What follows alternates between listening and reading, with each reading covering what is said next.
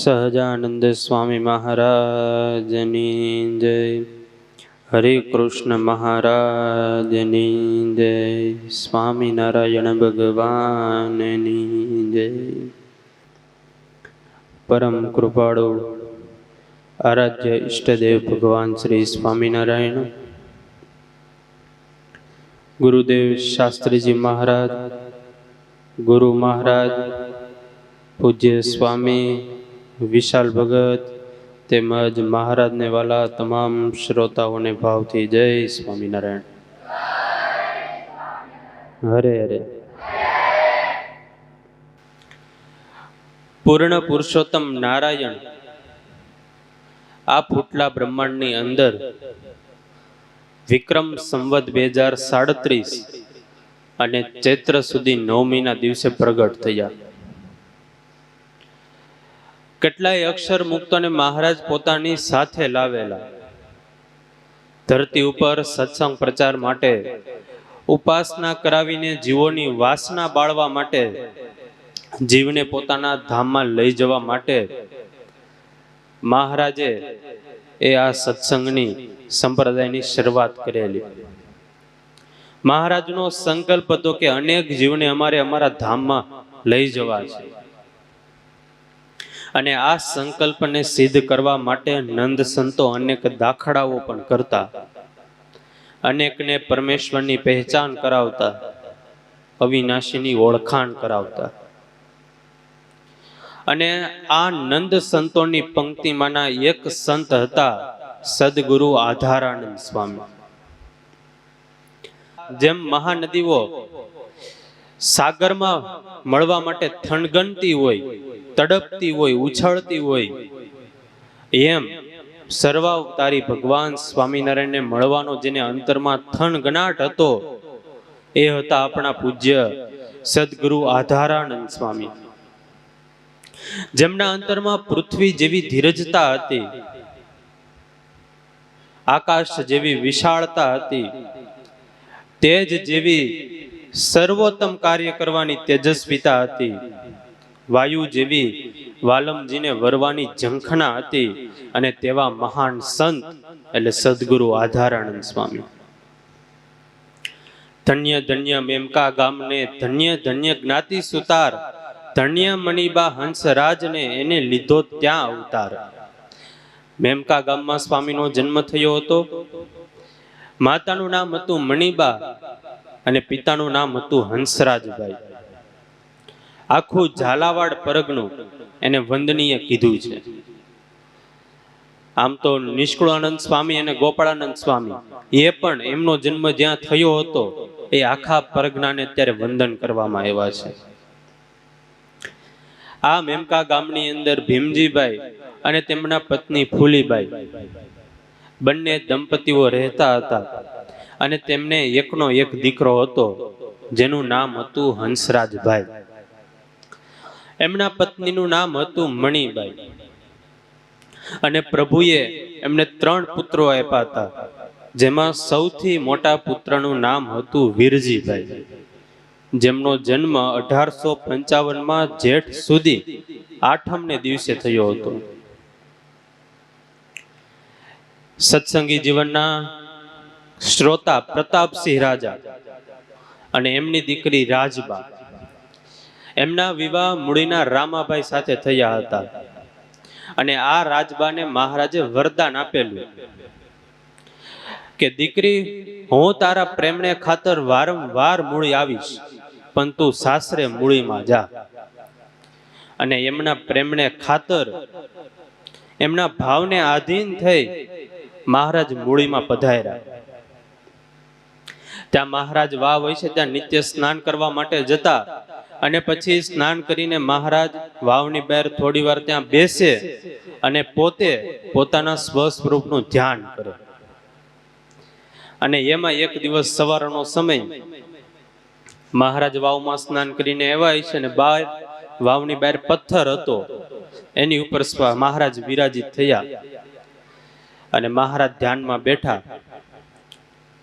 અને એ જ સમયે મેમકા ગામના મૂળજી શેઠ એ ત્યાં આવ્યા. મહારાજ ધ્યાન કરતા હતા ત્યાં.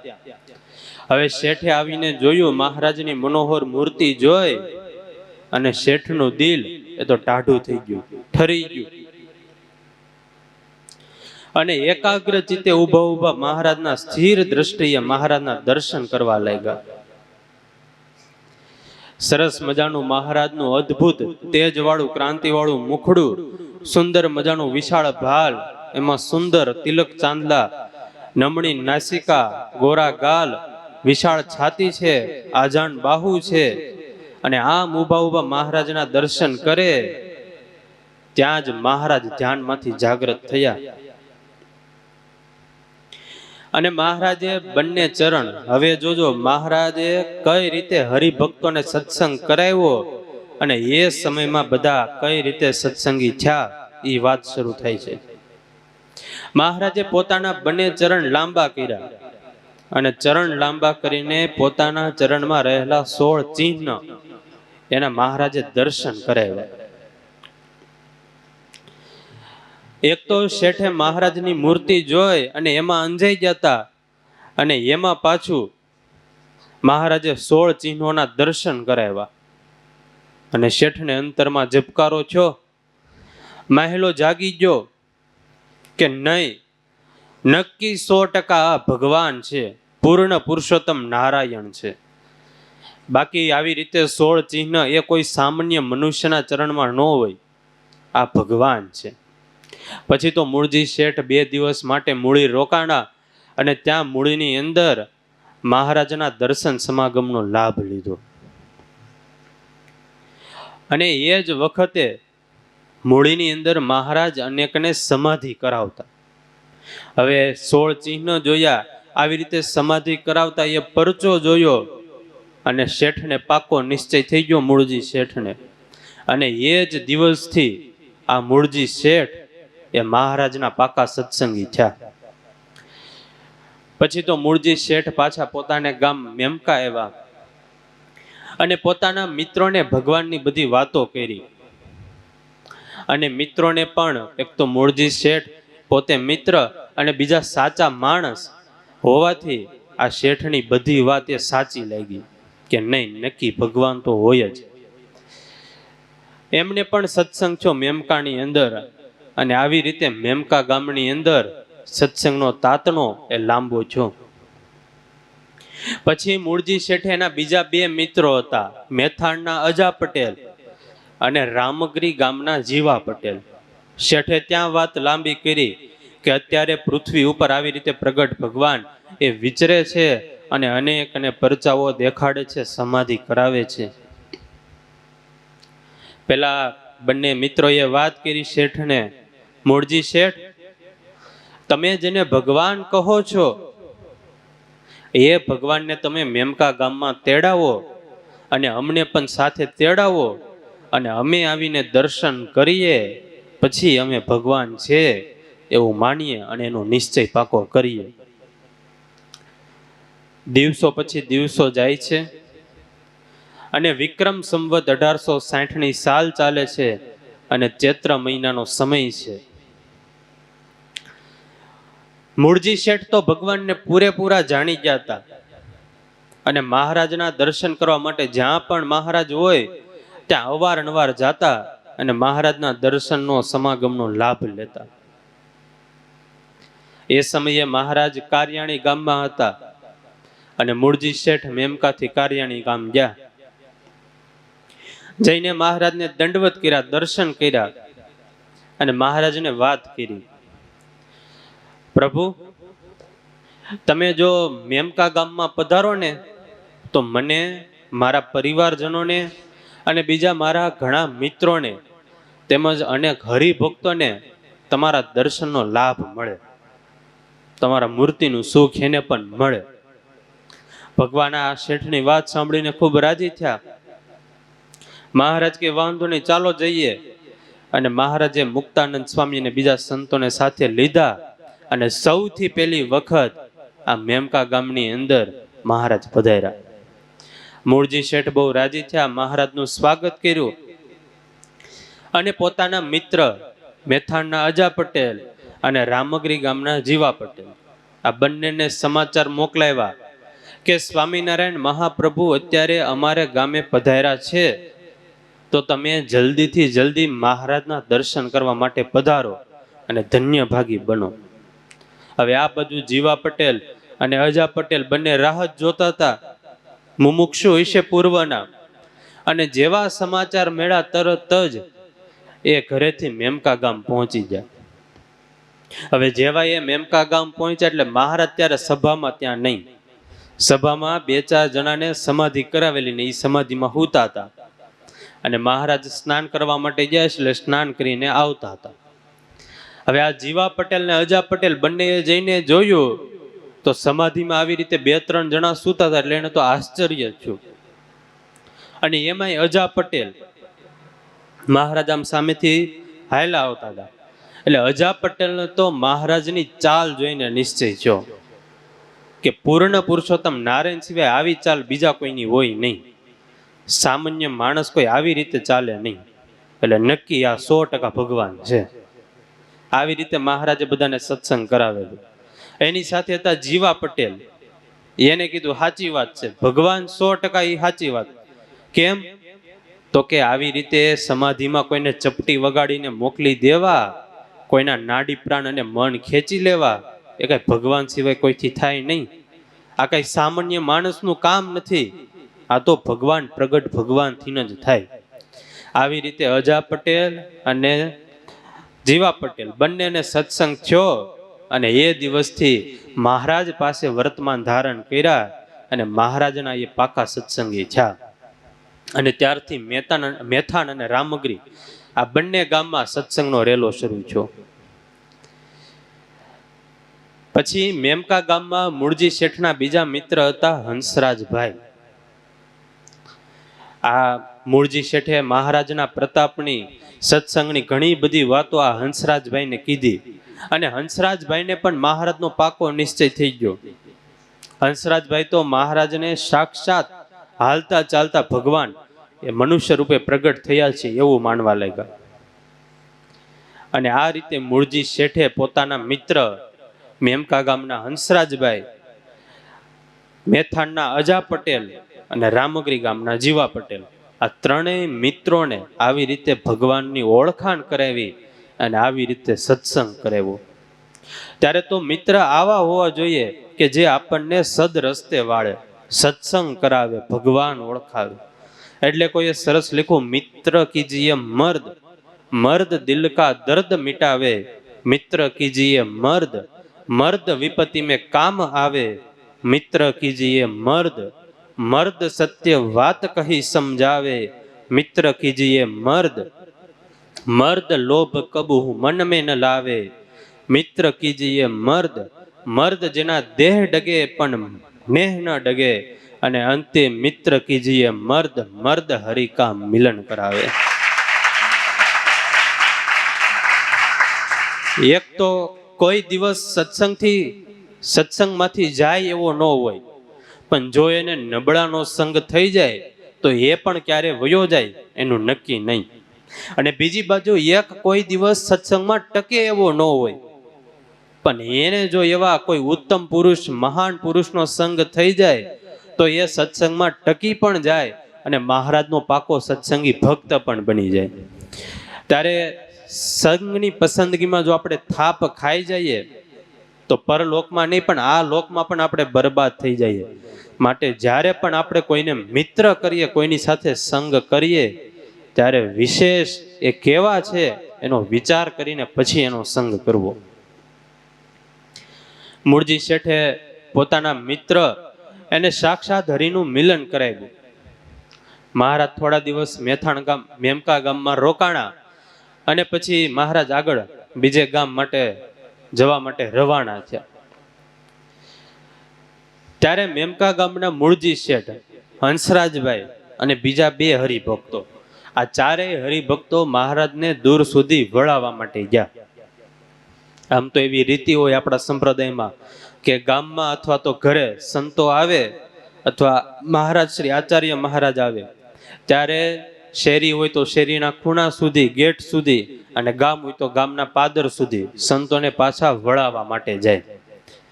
ત્યારે મેથાણના આ મૂળજી શેઠ, હંસરાજભાઈ અને બીજા 2 હરિભક્તો, ચારેય હરિભક્તો મહારાજને દૂર સુધી વળાવવા માટે જાય. હવે રસ્તામાં ચાલ્યા જાય છે, એમાં મહારાજે વાતમાં વાત શરૂ કરી કે તમે ચારેય ભક્તો અમારી આજ્ઞા માનશો? હા પ્રભુ, કયો, તમે જે આજ્ઞા કયો એ માનશો, તમે એકવાર હુકમ કરો. તો મહારાજ કે તમે આજથી જ આ તમારું મેથાણ ગામ છોડીને બીજે મેમકા ગામ છોડીને બીજે રહેવા જતા રહ્યો. મહારાજ કઈ કારણ? હા, આજથી 20 દિવસની અંદર બાબા સાહેબનું લશ્કર આવશે અને એ લશ્કરનું વઢવાણ સાથે યુદ્ધ થશે. મેમકા ગામને બાળી નાખશે. વઢવાણ તાલુકો એ ખેદાન મેદાન થશે. એટલા માટે તમે આ વઢવાણ પરગનું છોડીને બીજે જતા રહ્યો.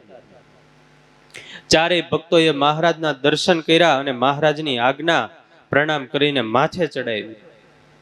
પ્રભુ તમે કીધું એમ જ અમે કરીશું.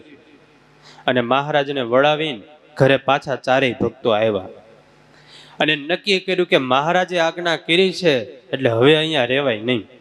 અને એ જ દિવસે ચારેય હરિભક્તો એ મેમકા ગામ છોડીને બીજે રહેવા માટે જતા રહ્યા. જેમાં મૂળજી શેઠ એ ગામ લીંબલીમાં રહેવા ગયા અને હંસરાજભાઈ એ ગામ ખોલડિયાદમાં રહેવા માટે આવ્યા. અને 20 દિવસની અંદર પછી વડોદરાથી બાબા સાહેબનું લશ્કર આવ્યું. વઢવાણ સાથે એમનું યુદ્ધ થયું અને આખા વઢવાણને ખેદાન મેદાન કરીને આ મેમકા ગામને બાળી નાખ્યું. પણ આ ચારેય હરિભક્તોએ મહારાજની આજ્ઞા પાળી અને મહારાજના સત્સંગી થયા એટલે મહારાજે એમની રક્ષા કરી. મહારાજે દર વખતે પોતાના ભક્તોની રક્ષા કરી છે. આપણે ભક્ત થવાની ફરજ અને ભગવાનને ભક્તની રક્ષા કરવાની ફરજ છે. પણ સૌથી પહેલા આપણે શું થવું પડે? ભક્ત થવું પડે.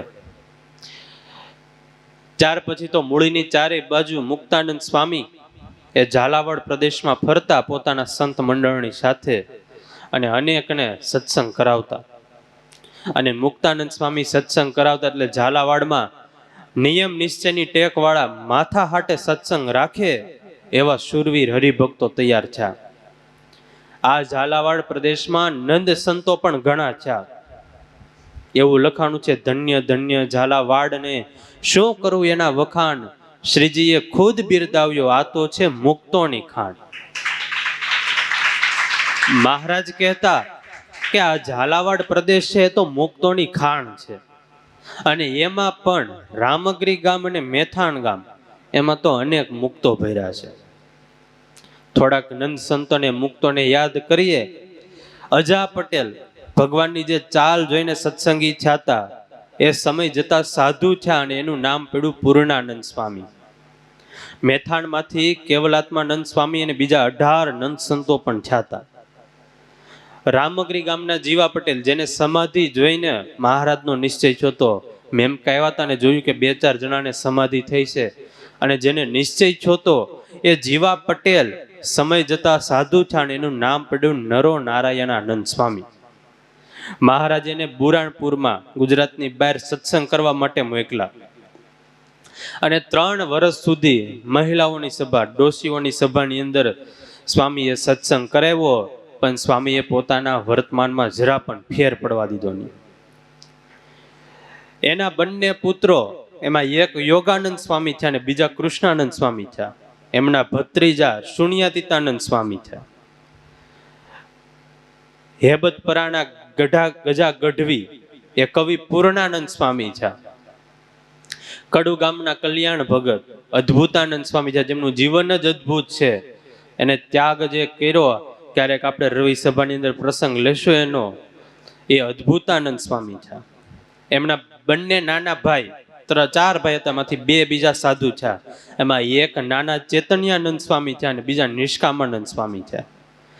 ધનાળા ગામના અંબારામ વિપ્ર જે ભુજ મંદિરના સૌથી પહેલા મહંત થયા હતા અને એમનું નામ છું વૈષ્ણવાનંદ સ્વામી.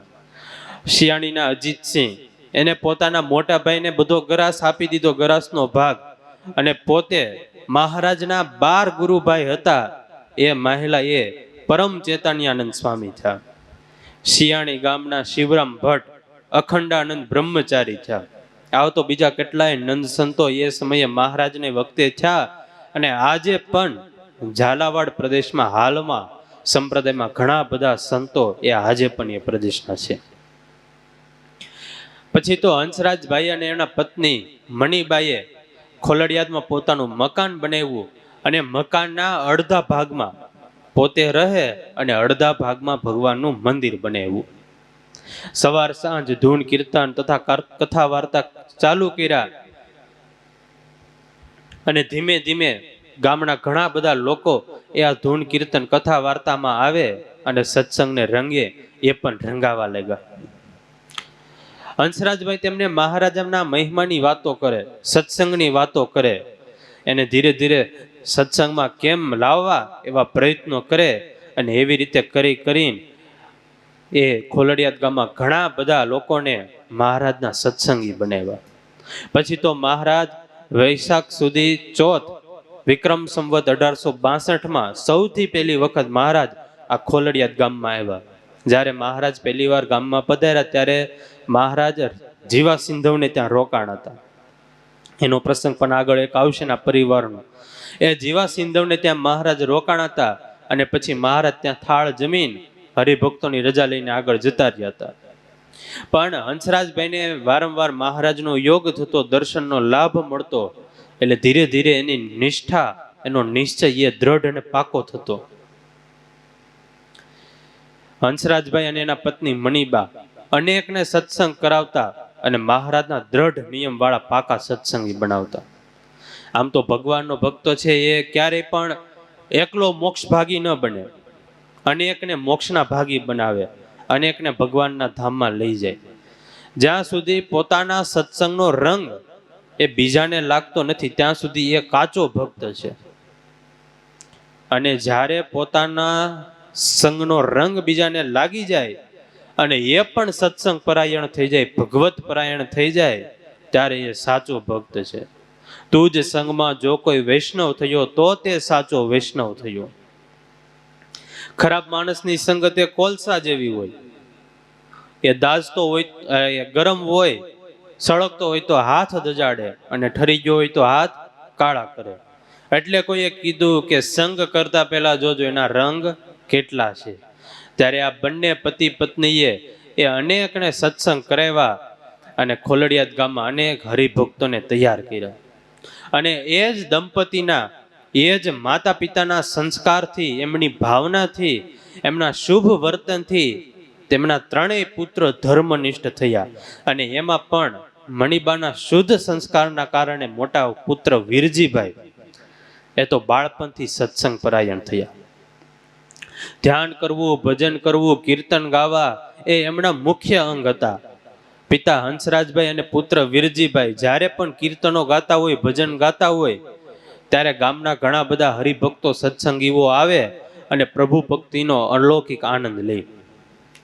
એ બધા આવીને ધૂન કીર્તન સાંભળે, ભજન ભક્તિ સાંભળે અને મહારાજના રંગમાં એ બધા ચડવા લાગે, મહારાજનો રંગ લાગી જાય એને, મહારાજના સ્વરૂપમાં તન્મય બની જાય. એક વખત મહારાજે જુનાગઢમાં ગિરનારની પાસે સમયો કર્યો અને આ સમયો જ્યારે કર્યો ત્યારે હંસરાજભાઈ અને એના પુત્ર વીરજીભાઈ એ બંને મહારાજના દર્શન કરવા માટે સમયામાં ગયા હતા. ત્યારે વીરજીભાઈની ઉંમર તો ખાલી માત્ર 12 વર્ષની હતી. 12 વર્ષની એટલે કેટલું, 6ઠું હાથમાં ભણતા હોય એટલી. મહારાજના દર્શન કરવા માટે ગયા પણ મહારાજની મનોહર મૂર્તિ એના મનમાં આબેહૂબ વસી ગઈ. ભગવાને પાછી એમાં સભામાં ભગવાનના મહાસુખની, સંસારની તુચ્છતાની, ગુરુનિષ્ઠ ભક્તોના આખ્યાનોની, એવી અનેક પ્રકારની સંસાર વૈરાગ્યની વાતો કરી અને આ વીરજીભાઈને મનમાંથી એ સંસાર તુચ્છ લાગવા લાગ્યો. પછી તો થોડા દિવસ ત્યાં જુનાગઢમાં રોકાણા. જુનાગઢનો ઉત્સવ પૂરો કરીને પાછા વીરજીભાઈ અને એના પિતા હંસરાજભાઈ બંને પાછા ઘરે આવ્યા. પરંતુ આ વીરજીભાઈ એનું હૈયું તો હરિવરમાં રંગાઈ ગયું હતું, હરિવરમાં એનું હૈયું ચોરાઈ ગયું હતું. એટલે સતત અંતરમાં વિચાર આવે કે હવે પછી ક્યારે પાછા મને મહારાજના દર્શન થશે, પાછો મહારાજનો યોગ મને ક્યારે થશે, અને હવે તો જો ઘરેથી રજા મળે તો અત્યારે જ સંસાર છોડીને મહારાજની સેવામાં જતું રહેવું છે અને મહારાજના સાધુ થઈ જવું છે. સમય જતા ખોલડિયાદ ગામના હરિભક્તોના પ્રેમને વશ થઈ, એમના ભાવને આધીન થઈ મહારાજ જ્યારે દુષ્કાળ પડ્યો હતો ત્યારે મહારાજ બીજી વખત ગામમાં પધાર્યા. અને એ વખતે જ્યારે મહારાજ બીજી વખત પધાર્યા ત્યારે આ હંસરાજભાઈની ઘરે મહારાજ રોકાણ હતા. અને એ સમયે વીરજીભાઈ એને મહારાજની ખૂબ જ સેવા કરી. મહારાજ ખાલી માત્ર એક રાત રોકાણ હતા, પછી તો બીજે દિવસે જતા રહ્યા હતા. પણ એ સમયે એને મહારાજનો યોગ થયો અને મહારાજની સેવા કરીને મહારાજનો રાજીપો રડી લીધો. મહારાજ બીજા દિવસે સવારે નીકળીને બીજા ગામે જવા માટે રવાના થયા. એટલે સાથે રૂડા સિંધવ એ મહારાજની સાથે ચાલતા થયા. હવે એ સમયે 69 કાળમાં દુષ્કાળ પડ્યો હતો, એટલે જરા પણ વરસાદ થયેલો નહીં, ખેતરો બધા સુકાઈ ગયા હતા. એટલે આ રૂડા સિંધવ મહારાજની સાથે ચાલ્યા જાય, ઘણા લાંબો પંથ સુધી ચાલ્યા ગયા. એટલે પછી મહારાજે ઉભા રહીને કીધું કે રૂડા સિંધવ, હવે પાછા વળો, ઘરે જાઓ પાછા. અરે મહારાજ, પાછા વળીને કરવું શું? ઘરે ખાવાનું પૂરતું અનાજ નથી, પૂરું થવા એવું છે. હવે કાં તો તમે એક કામ કરો, મને તમારી સાથે લઈ જાઓ, અથવા તો તમે મને થોડા દિવસોમાં તમારા ધામમાં તેડી જાઓ. મહારાજ કે કેમ? હવે મહારાજ, ઘરમાં અનાજ થોડુંક રહ્યું છે, વરસાદ પડતો નથી અને બધો પાક મોલ કાંઈ થતો નથી, કંઈક વરસાદ થાય તો સારું. મહારાજ કે પણ આ બધી ગાંઠો તો હુકાઈ ગઈ છે પાકની, મોલની. પણ મહારાજ, જો એકાદો વરસાદ થઈ જાય ને તો હજીની ગાંઠો બધી લીલી છે, એકાદો વરસાદ થાય તો પાક સારો થાય. મહારાજ કે એકાદા વરસાદે થઈ જાય? હા પ્રભુ, એકાદા વરસાદે થઈ જાય. મહારાજ કે વાંધો નહીં. પછી તો મહારાજ એ દિવસે જતા રહ્યા આગળ.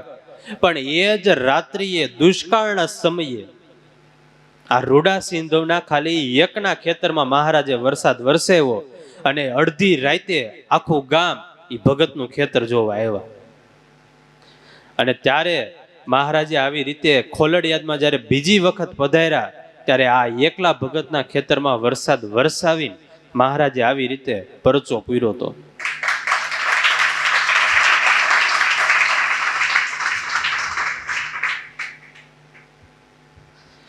પછી તો સમય જતા બાપ દીકરો બંને એમના અંતરમાં વિચારો ઘોઘવ્યાના શરૂ થયા કે હવે તો આ નાશવંત અને તુચ્છ સંસારમાં આપણે રહેવું નથી. આ નાશવંત અને તુચ્છ સંસારમાં રહીને પણ કરવું શું? બંને બાપ દીકરો સત્સંગ, તપ, ભજન, ત્યાગ, વૈરાગ્ય એમના માર્ગે એક પછી એક ડગલા માંડતા હતા. અને એમના બંનેના જીવ એ ભગવા રંગથી રંગાઈ ગયા હતા.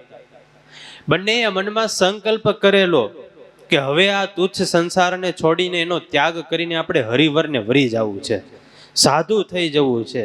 બંનેએ નક્કી કરેલું, બાપ દીકરા બંનેએ, પણ એકબીજાને કીધેલું નહીં. અને મનમાં સંકલ્પ શરૂ થયા કે હવે આ સંસાર, તુચ્છ સંસારમાં કેટલા સમય માટે રોકાવું? આ સ્વાર્થીલાને મતલબી સગા સંબંધીમાં શું લેવા દેવા? આની કરતા તો આપણે જેના છીએ, પરમાત્માના છીએ, એને આપણું જીવન સમર્પણ કરી દઈએ. મહારાજની અને સંતોની સેવામાં આપણું આ દેહ એ આપણે એમાં અર્પણ કરી દઈએ, કુરબાન કરી દઈએ. ભગવાન અને સંતો રાજી કરીને આપણું જીવન એ આપણે સાર્થક કરી લઈએ. આવી રીતે સંકલ્પો અવારનવાર એ બંનેના મનમાં ઘૂંટાવા લાગ્યા, શરૂ થયા. અને એમાં એક દિવસ વીરજીએ પોતાની માને એકાંતમાં બોલાવવાને કીધું, માં, મારે તમને મારા દિલની એક વાત કેવી છે. હવે મણિબા તો બહુ સુગ્ન હતા, સમજણવાળા હતા. બોલને બેટા, શું વાત કેવી છે તારે? જે પણ હોય એ કે. માં તમે જ મને શ્રી હરિ સંતો અને આ સત્સંગની ઓળખાણ કરાવી છે. તેમજ માં તમે જ મને નાનપણથી એવું કહેતા કે સ્વામિનારાયણ ભગવાન છે એ તો અવતારના અવતારી છે, કારણના કારણ છે, પૂર્ણ પુરુષોત્તમ નારાયણ છે. અને સંતો તો અક્ષરધામના મુક્તો છે. માટે હવે મારું મન સંસારમાં ક્યાંય લાગતું નથી. અને આ બધી મહારાજ અને સંતોની વાતો સાંભળીને મને અંદરથી અવારનવાર એવું થાય છે કે મારે એને મારા અંતરમાં એમની સેવા કરવાનો આલોચ જાગ્યો છે. માટે હવે મારે સંસારમાં રહેવું નથી. માટે જો તમે હવે રજા આપો ને રાજી થઈને, તો મારે સાધુ થવું છે. માં મનીબા તો પહેલેથી જ પુત્રની સ્થિતિ જાણતા હતા, સમજણવાળા હતા. કારણ કે એમને તો બાળપણથી જ સતી મદાલસા અને મેણાવતીની જેમ પોતાના પુત્રમાં એ સંસારની અસારતા સમજાવી હતી. સંસ્કાર એવા નાખ્યા હતા. આત્મકલ્યાણના પિયુષ પાયા હતા. જગત મિથ્યા છે, આત્મા સત્ય છે, પરમાત્માને રાજી કરવાથી આપણે સુખી થઈએ, એવા એને સંસ્કારો નાનપણથી પાયા હતા. અને જેવો પોતાના કુખે જન્મેલા બાળકને જન્મ મરણથી મુક્તિ અપાવે ને, એ જ સાચી માં છે. જે માં પોતાના બાળકોને કલ્યાણના માર્ગે, મોક્ષના માર્ગે સહભાગી બને, એ જ માં સાચી જણેતા છે. બાકી આખો દિવસ સવારે ઉઠે ને બાળકને પરણાવવાની ને લગ્ન કરવાની પૈસા કમાવાની વાતો કરે, અથવા તો બાળક કોઈને છેતરીને આવે ત્યારે વાહામાં શાબાશી આપે, એ મા બાપને તો ધિક્કાર છે. એ મા બાપ ક્યારેય પોતાના બાળકના મોક્ષમાં, કલ્યાણમાં એ ક્યારેય સહભાગી ન થાય, પણ એની કલ્યાણમાં એ બધા કઠણાઈ કરે. આજનું વિજ્ઞાન એવું કહે છે કે ગર્ભમાંથી બાળકને ટ્રેન કરી શકાય છે. વિજ્ઞાને તો હમણાં સાબિત કર્યું, પરંતુ 5000 વર્ષ પૂર્વે આપણા શાસ્ત્રો સાબિત કરી ગયા કે હા, બાળકને ગર્ભમાં હોય ત્યારથી ટ્રેન કરી શકાય છે, એમને સંસ્કાર આપી શકાય છે. બાળક ગર્ભમાં હોય ત્યારે જ એ બધું સાંભળતું હોય છે, એમની ઉપર સંસ્કારો બધા પડતા હોય છે, એ બધું સમજતું હોય છે. ત્યારે જે પણ ભક્તજનોને, ગૃહસ્થ માતા પિતાને એવા અરમાણો હોય, એવા કોડ હોય કે અમારા દીકરા શૂરવીર બને, સંસ્કારી બને, મહાપુરુષો બને, અમારા દીકરા એ દાની બને, મહાન વિભૂતિ બને, તો એની શરૂઆત બાળક જ્યારે ગર્ભમાં હોય ત્યારથી જ એ મા બાપે શરૂઆત કરવી પડે. તો ચોક્કસ એ સંતાનો એવા થાય. મા ભારતી ઉપર જ્યારે વિધર્મીઓની ચડાઈ થઈ અને એ વખતે એક સાધુ મહારાજે ભારતની આર્ય નારીની ઘરે ભિક્ષામ દેહી કરીને ભિક્ષાની આલેખ જગાવી. રસોડામાંથી ભારતની આર્ય નારી ભિક્ષા દેવા માટે આવી, પણ આજે હાથ એનો ધ્રુજતો હતો. સાધુ મહારાજની જોડીમાં ભિક્ષા તો દીધી, પણ હાથ આજે એનો ધ્રુજે છે. એટલે સાધુ મહારાજે પૂછ્યું, બેટા દીકરી, તારો હાથ કેમ એટલો બધો ધ્રુજે છે? અરે સાધુ મહારાજ, આજે મા ભારતી ખતરામાં છે. આ હિન્દુ ધર્મને બચાવશે કોણ? આ હિન્દુ ધર્મની રક્ષા કરશે કોણ આજે? એ સમયે સાધુ મહારાજ કે, દીકરી, આની રક્ષા તું કરીશ, આને તું બચાવી શકીશ. અરે મહારાજ, હું તો અબળા એક નારી છું, હું કઈ રીતે આ દેશને બચાવી શકું? સાધુ મહારાજ કે, દીકરી, તારા ગર્ભમાં બાળક છે. જો તું મારો એક નિયમ રાખીશ ને, તો તારા ગર્ભથી જે બાળક જન્મશે એવું શૂરવીર બનશે કે જે આ હિન્દુત્વને માટે હોમાઈ જશે, ખપાઈ જશે. માટે તું મારું એક નિયમ રાખજે. આજથી રોજ તું ઘર આંગણે ભગવાનની આગળ દીવો કરીને રામાયણ અને મહાભારતના પાઠ શરૂ કર્યો. સાધુ મહારાજના વચને રામાયણ અને મહાભારતના પાઠ શરૂ થયા અને ગર્ભમાંથી એ બાળકને એવા સુરવીરતાના સંસ્કારો સિંચાયા. સમય જતા કાળક્રમે એ બાળકનો જન્મ થયો અને એ દીકરા એટલે બીજું કોઈ નહીં, પણ એ દીકરા એટલે શિવાજી મહારાજ અને માં એટલે માં જીજાબાઈ.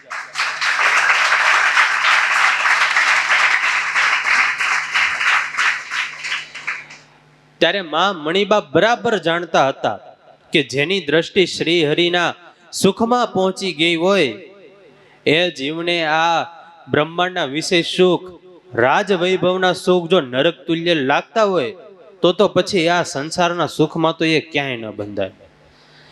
માટે હવે આ વીરજીને અંતરમાં બધી વાત ઉતરી ગઈ છે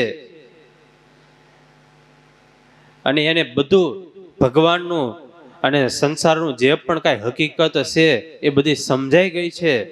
એટલે મારે હવે એને આ સાધુ થવાના પંથે એને મદદરૂપ થવું જોઈએ, સહભાગી થવું જોઈએ.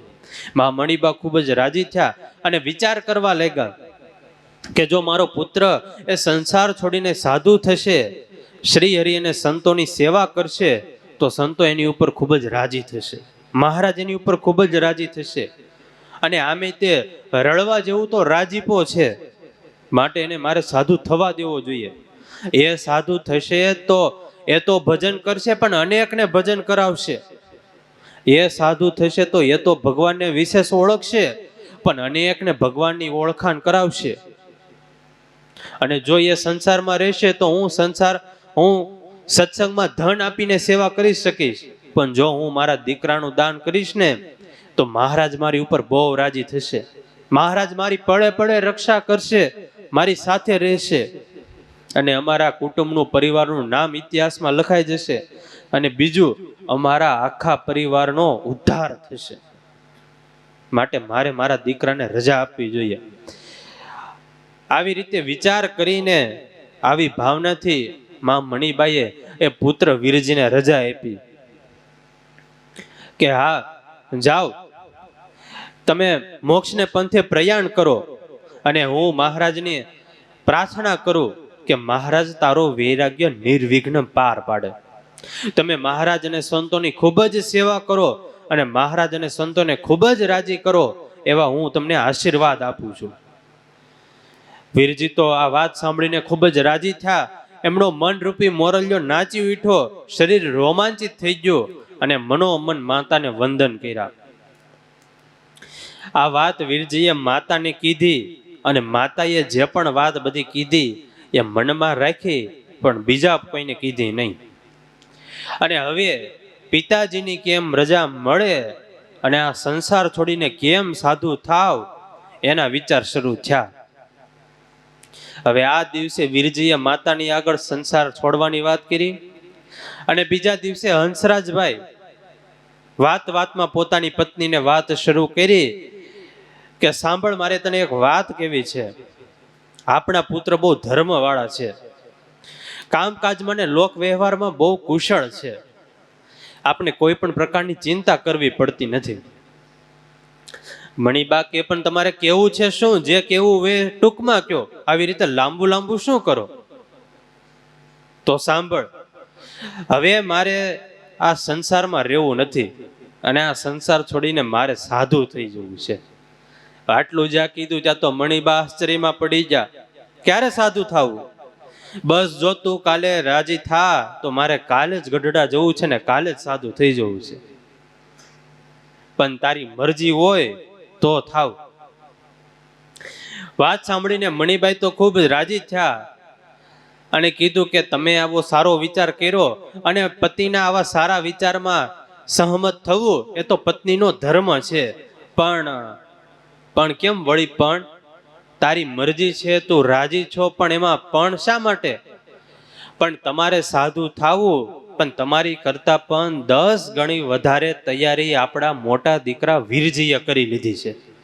એને પણ સાધુ થવું છે, એને પણ સંસારમાં હવે રહેવું નથી અને મેં તો એને રજા આપી દીધી છે. હવે તમારા બંનેએ નક્કી કરવાનું છે, જે પણ વધારે સુખ દુઃખ સહન કરીને મહારાજને રાજી કરી શકે એ સાધુ થાવ અને જો મહારાજની ઈચ્છા બંનેને સાધુ કરવાની હોય તો તમે બંને સાધુ થાવ. હવે નિર્ણય તમારે કરવાનો છે. હવે આ વાત સાંભળીને હંસરાજભાઈ તો આશ્ચર્યમાં પડી ગયા, વિચારવા લાગ્યા. હવે આવો ગુણિયલ દીકરો હોય, યુવાન દીકરો હોય, વિવાહ યોગ્ય દીકરો હોય અને એ સંસાર છોડીને જો સાધુ થાય તો લોકમાં જરા ઠીક લાગે નહીં. એટલે હંસરાજભાઈએ પુત્ર વીરજીને એકાંતમાં બોલાવ્યા, ચકાસણી કરવા માટે, તપાસ કરવા માટે, અને કીધું, બેટા વીરજી, તે તારી માને સાધુ થવાની વાત કરી હતી? હા બાપા, મેં મારી માને વાત કરેલી કે હવે મારે સંસારમાં રહેવું નથી ને સાધુ થવું છે. તો તારી માએ તને શું કીધું?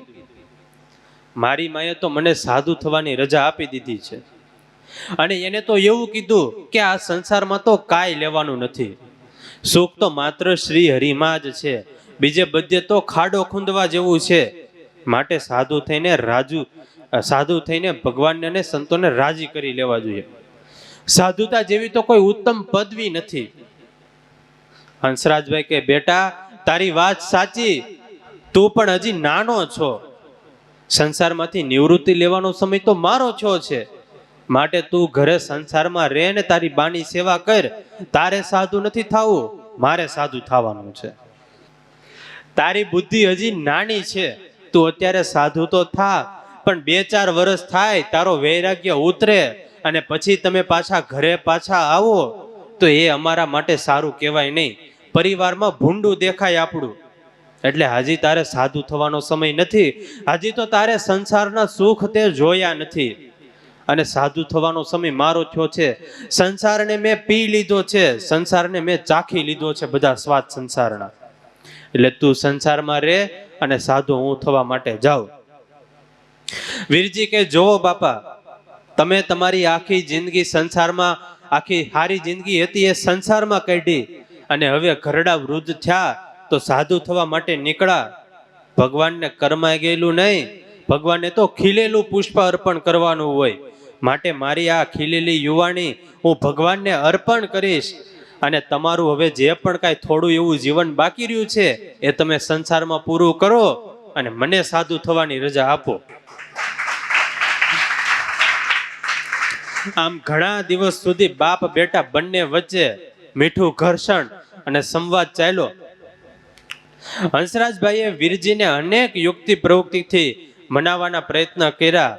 ઘરે સંસારમાં રહીને ભજન કરવાનું કીધું, પણ આ વીરજીને મનાવી શક્યા નહીં. કારણ કે વીરજીએ તો અંતરથી પાકું દ્રઢ ઠેરાવ કરી લીધો હતો કે હવે તો મારે સંસાર છોડીને બસ, હવે તો મારે સાધુ થઈ જવું છે. પછી તો હંસરાજભાઈ પત્ની પાસે આવ્યા, મણિબાઈ પાસે, અને કીધું, મેં વીરજીને ઘણું સમજાવવાના પ્રયત્ન પણ કર્યા, પણ એ માનતો નથી. તેને તો સાધુ થવાનો ઉમંગ છે, માટે હવે કરવું શું? મણિબાઈ કે કરવું શું એમાં મને શું પૂછો? નિર્ણય તમારે લેવાનો છે. તમારે જે પણ કરવું એ કરો, તમારે બંનેમાંથી. તમારે બંનેને સાધુ થવું હોય તો બંને થાવ, અને એકને થવું હોય તો એકને થાવ. તમે સત્યના પંથે સીધાવો છો, ખોટા માર્ગે નહીં. તમારે ભગવાનને પામવા માટે જવાનું છે, વિષય ભોગવવા માટે નથી જવાનું. અને તમારે તો સાધુ થવું છે, શેતાન તો નથી થવું. માટે તમારે જે પણ નિર્ણય લેવો હોય એ તમે નિર્ણય લ્યો. અને મને તો એવું લાગે છે ધર્મના કામમાં ઢીલ કરાય નહીં. હવે એ ઝાલાવાડ પ્રદેશ ઉપર દ્રષ્ટિ કરીએ. હવે આ ખોબલા જેવું ખોલડિયાદ ગામ, પણ એ પરિવારની સમજણ અને એ સત્સંગ ક્યાં લેવલે પહોંચ્યો હશે. દીકરાને જોવો તો બાપ ભૂલાય, બાપને જોવો તો દીકરો ભૂલાય, અને માં મણિબા ઉપર આપણે દ્રષ્ટિ કરીએ તો બાપ બેટો બંને ભૂલાય, એવી એની સમજણ પરિવારની. પછી તો બાપ દીકરા બંનેએ નક્કી કર્યું કે હવે આપણે બંને શ્રી હરિની સેવામાં પહોંચી જઈએ, અને એક સાથે 2 મરજીવા મહારાજની મરજીમાં જીવન ઝંપલાવવા માટે તૈયાર થયા. પિતા પુત્ર બંને ખોલડિયાદ ગામનો ત્યાગ કરીને જન્માષ્ટમીના સમયા ઉપર ગઢપુર પધાર્યા. પછી ગઢપુરમાં આવીને હંસરાજભાઈએ એકાંતમાં મુક્તાનંદ સ્વામીને પોતાની અને દીકરા વીરજીની જે પણ આ સંસાર ત્યાગ કર્યો એની બધી વાતો કરી. મુક્તાનંદ સ્વામી એ સમયે ઝાલાવાડમાં ફરેલા, એટલે આ હંસરાજભાઈને મુક્તાનંદ સ્વામી સાથે સારું હેત. મુક્તાનંદ સ્વામીને એકાંતમાં વાત કરી કે સ્વામી, હવે મારે સંસારમાં રહેવું નથી, હું સંસારનો ત્યાગ કરીને આવ્યો છું, અને મારે હવે સાધુ થઈ જવું છે. પણ સ્વામી સાથે સાથે મારો મોટો દીકરો વીરજી પણ તૈયાર છો છે. હવે આવી યુવાની ઉંમર હોય, નાની ઉંમર હોય ને સાધુ થાય એ થોડુંક લોક વ્યવહારમાં ગામમાં થોડુંક સારું લાગે નહીં. અને લોકો, ગામના લોકો સત્સંગની સારી નબળી બધી વાતો કરશે, માટે હવે તમે જેમ કયો એમ હવે કરીએ. પછી મુક્તાનંદ સ્વામીએ વીરજીને એકાંતમાં બોલાવ્યા અને વીરજીની તપાસ શરૂ કરી કે આને સંસારનો વૈરાગ્ય થયો છે તો કેવો થયો છે વૈરાગ્ય. સ્વામીએ ચકાસણી શરૂ કરી, પણ વીરજીની એવી સમજણ અને એવો તીવ્ર વૈરાગ્ય કે સ્વામીનું હૃદય પીગળી ગયું. સ્વામીને નક્કી થઈ ગયું કે નહીં, આ વીરજી તો સાધુ થશે જ. પછી પાછા હંસરાજભાઈને એકાંતમાં બોલાવ્યા સ્વામીએ અને પછી કીધું, હંસરાજભાઈ, મને તો એવું લાગે છે તમે ઘરે રહીને સત્સંગની વધારે સેવા કરી શકશો અને આ વીરજી એ સાધુ થઈને મહારાજની વધારે સેવા કરી શકશે, માટે એ ભલે સાધુ થાય અને તમે ઘરે જઈને સત્સંગની વધારે સેવા કરો. પછી મુક્તાનંદ સ્વામી, વીરજી અને એના પિતા હંસરાજભાઈ બંનેને સાથે લઈને મહારાજની પાસે આવ્યા.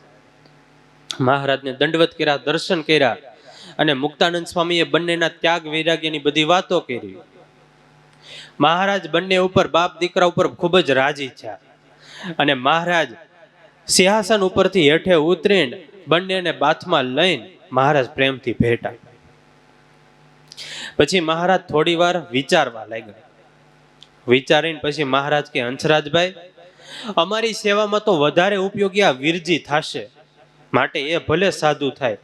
અને હંસરાજભાઈ, મને તો એવું લાગે છે કે તમે ઘરે જઈને સત્સંગની વધારે સેવા કરી શકશો, માટે તમે હવે ઘરે પાછા જાઓ. તમારા અડધા ઘરમાં મંદિર છે અને આખા ઘરમાં હવે તમે મંદિર બનાવો અને તમે તમારા ગામમાં અને બીજા આજુબાજુના ગામમાં સત્સંગ મંડળ સ્થાપો અને અમારા સત્સંગનો પ્રચાર હજી તમે વધારે કરો અને તમે સત્સંગ કરાવો અનેકને. પછી મહારાજે હંસરાજભાઈને છાતીમાં ચરણારવિંદ આપ્યા અને હંસરાજભાઈ મહારાજની આજ્ઞા શિરોમાન્ય કરીને પાછા ઘરે ખોલડિયાદમાં આવ્યા. પછી તો જેના હૈયામાં શ્રી હરિને સેવવાનો તલસાટ હતો, સંતોની સેવા કરવાને રાજી કરવાનું જેને તાણ હતું, એવા વીરજી ભગતને મહારાજે સભામાં બોલાવ્યા. મહારાજ એને છાતીમાં ચરણારવિંદ આપ્યા અને ખૂબ જ રાજી થયા મહારાજ એની ઉપર. અને જન્માષ્ટમીના સમયમાં મહારાજે ગઢપુરમાં આ વીરજી ભગતને સાધુની મહાદીક્ષા આપી. શ્રી હરિના આધારે જ એમનું જીવન ઝંપલાવનારા આ વિરલ પુરુષનું નામ મહારાજે આધારાનંદ સ્વામી પાડ્યું.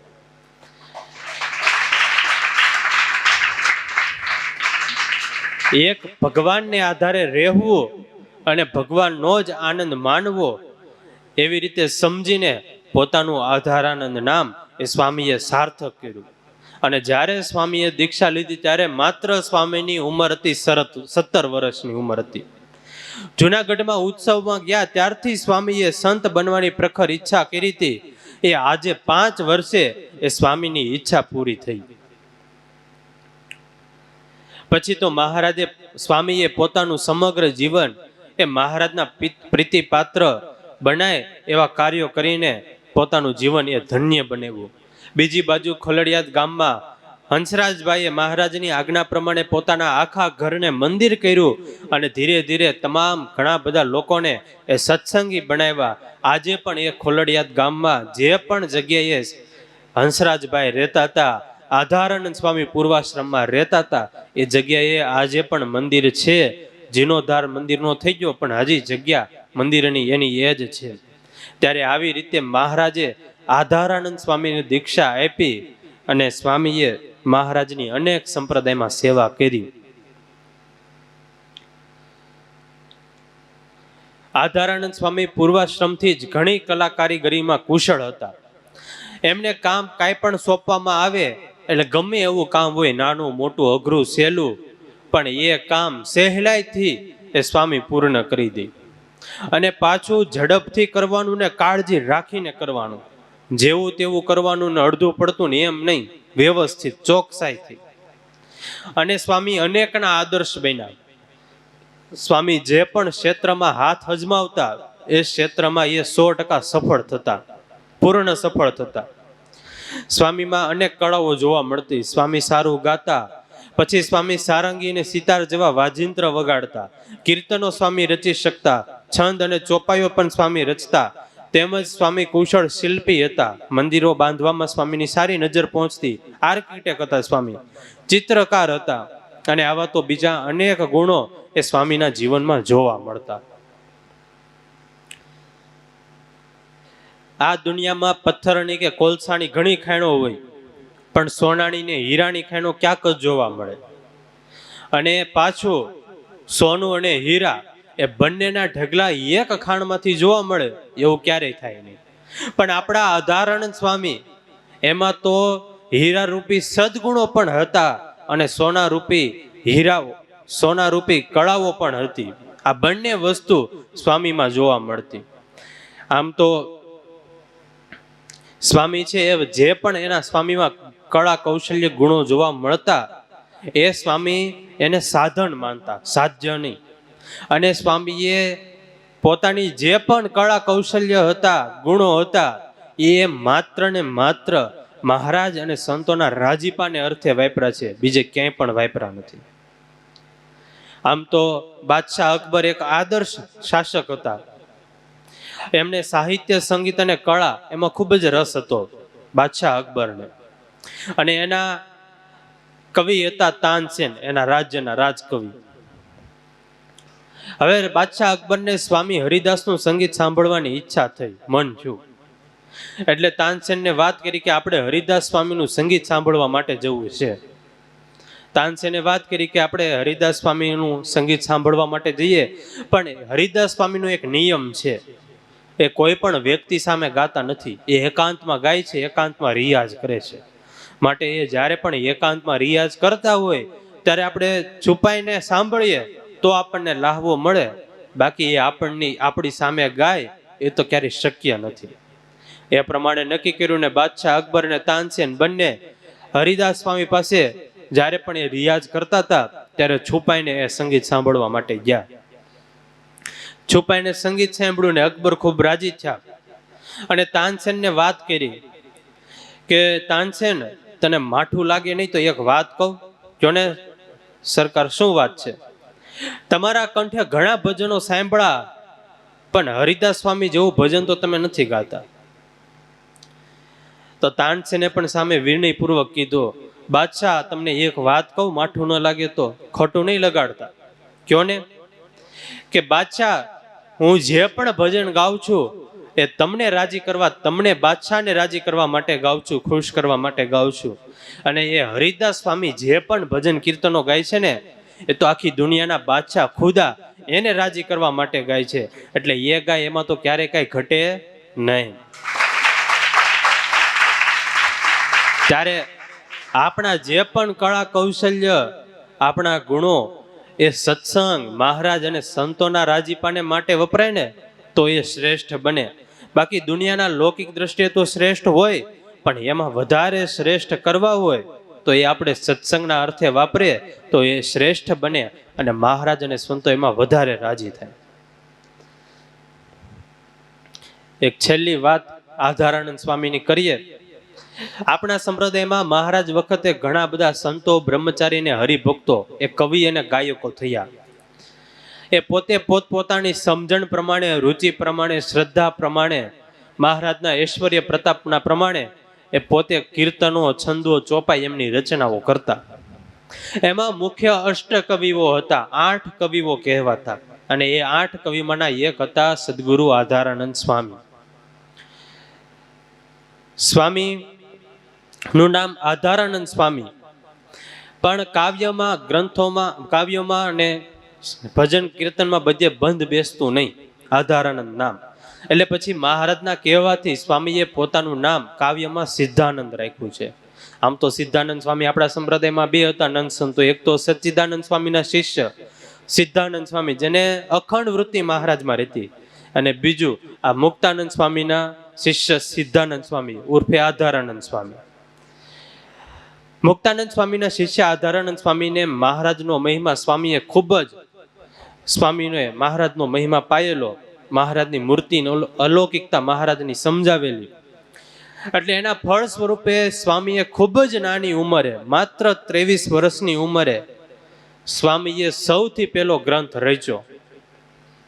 અને એ ગ્રંથ સ્વામીએ ગઢપુરમાં રહીને રચ્યો, અને એ ગ્રંથનું નામ હતું શ્રી નારાયણ અંગ ચિંતામણી. એમાં સ્વામીએ મહારાજના અંગનું ધ્યાનનું વર્ણન કર્યું છે. મહારાજના મંત્રનો પ્રતાપ કેવો છે એનું સ્વામી એમાં ઝાંખી કરાવી છે. માત્ર 49 કડીનો આ ગ્રંથ છે, પણ એ ગ્રંથ વાંચીને મુક્તાનંદ સ્વામી ખૂબ જ રાજી થયા. પછી મુક્તાનંદ સ્વામીએ આધારાનંદ સ્વામીને કીધું, સ્વામી આ ગ્રંથ તમે પ્રાગજી દવેને આપો, અને પ્રાગજી દવેને કહેજો કે મહારાજ જ્યારે સભા કરતા હોય ને ત્યારે આ ગ્રંથ સંભળાવે મહારાજને. એ રીતે મહારાજને ગ્રંથ સંભળાવવા માટે પ્રાગજી દવેને કીધું, અને આ શ્રી નારાયણ અંગ ચિંતામણી ગ્રંથ એ પ્રાગજી દવેને આપ્યો. પ્રાગજી દવે પણ સમય એવો ત્યારે મહારાજ સભામાં બેઠા હતા ને આ ગ્રંથ સંભળાવ્યો, અને ગ્રંથ સાંભળીને મહારાજ ખૂબ જ રાજી થયા. સ્વામીને સભામાં બોલાવ્યા, અને સ્વામીના છાતીમાં મહારાજે ચરણારવિંદ આપ્યા, બંને ચરણો મૂક્યા. મહારાજે સ્વામીના મસ્તક ઉપર પણ બંને ચરણો મૂકીને રાજીપો વ્યક્ત કર્યો. મહારાજ મુક્તાનંદ સ્વામીને કે, મુક્ત મુનિ, કોઈ પિંગળ શાસ્ત્ર ભણ્યા હોય ને કવિતા કરે, કાવ્ય કરે, એ કાંઈ આશ્ચર્ય નથી. પણ કાંઈ પણ પિંગળ શાસ્ત્ર ભણ્યા વિના, કાંઈ પણ ભણ્યા સાહિત્ય કર્યા વિના આ ગ્રંથો રચવા, કવિતા રચવી, એ તો આશ્ચર્યની વાત કહેવાય. અને અમારા આધારાનંદ સ્વામીએ કાંઈ પણ પ્રકારનું પિંગળ શાસ્ત્ર ભણ્યા વિના આજે આ ગ્રંથ કરીને લાવ્યા છીએ, એટલે અમે એના ઉપર ખૂબ જ રાજી છીએ. આવી રીતે મહારાજે રાજીપો વ્યક્ત કર્યો. અને મહારાજ કે, સ્વામી મોરના ઈંડાને ચિતરવા ન પડે, એ રીતે મુક્તાનંદ સ્વામી તમારા આ શિષ્ય છે, આપ તો મહાન કવિ છો જ, પણ તમારા આ શિષ્ય આધારાનંદ સ્વામી એ પણ મહાન કવિ છે.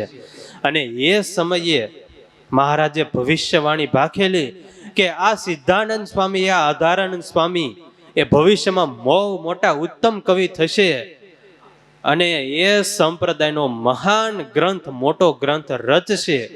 પણ એ આપણે ક્યારે રચવાનો છે? હવે આવતી રવિ સભામાં. સ્વામીએ મહાન ગ્રંથ રચ્યો, સંપ્રદાયનો જ નહીં, ભારતમાં હિન્દી સાહિત્યનો, ભારતમાં તો નહીં, વર્લ્ડ રેકોર્ડ બન્યો છે એના ઉપર. આખા વર્લ્ડનો હિન્દી સાહિત્યમાં સૌથી મોટામાં મોટો ગ્રંથ એ સ્વામીએ રચ્યો છે.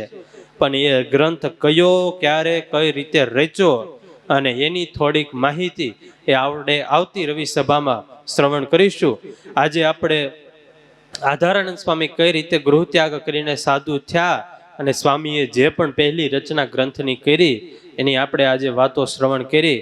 હવે આગળની આવતી રવિ સભામાં આપણે વિશેષ આધારાનંદ સ્વામીએ બીજા ઘણા બધા ગ્રંથો રચ્યા છે, અને આપણે આજુબાજુમાં મંદિરોમાં આપણી પૂજામાં પણ આધારાનંદ સ્વામીની યાદી હોય એવી એક વસ્તુ જોવા મળે છે.